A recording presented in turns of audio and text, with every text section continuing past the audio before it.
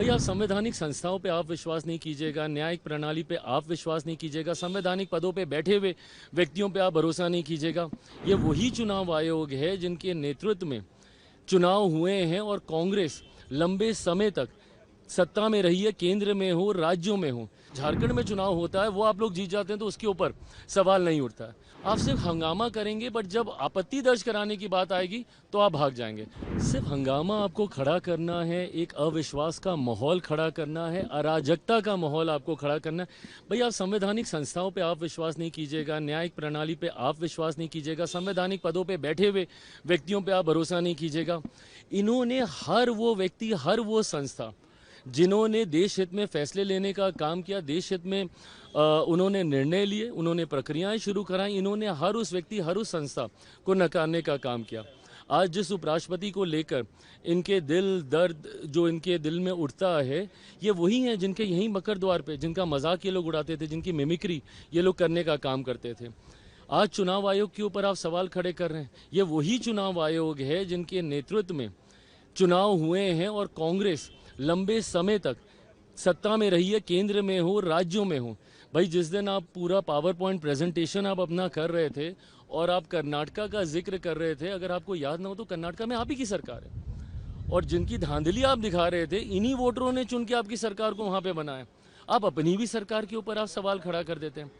हकीकत है चुनाव आयोग एक स्वतंत्र संवैधानिक संस्था है। आप क्यों गए थे इनके पास शिकायत करने?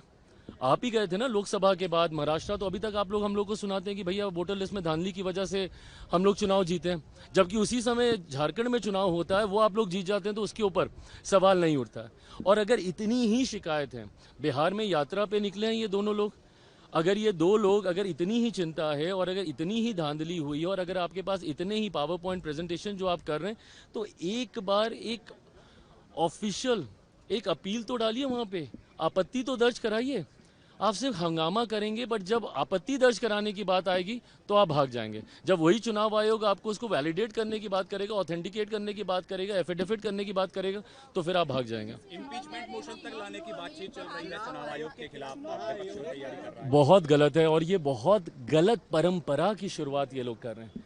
विपक्ष की भूमिका ऐसे नहीं होती है भाई। अगर कल को अगर आपके हिसाब से नहीं होगा तो आप इस तरीके से आप संवैधानिक पदों पर बैठे हुए लोगों को, संस्थाओं को आप कटघरे में लेके जाने का आप काम करेंगे। भाई आपकी चिंताएं हो सकती हैं, बट उन चिंताओं को एड्रेस करने के तरीके हैं ना। अगर आपको लग रहा है कि भाई आपके वोटर्स के नाम उसमें कट गए, अगर एक बार के लिए मैंने मान भी लिया कि भैया कोई त्रुटि हो रही है, तो आप उसके लिए आपत्ति दर्ज करा सकते हैं। तीन जगहों पे तीन मौके ऐसे हैं जहां पे आप अपील दर्ज करा सकते हैं। आपके बीएलएस क्या कर रहे हैं भैया? बीएलओ पे अगर आपको विश्वास नहीं था तो आपके बीएलए क्या कर रहे हैं?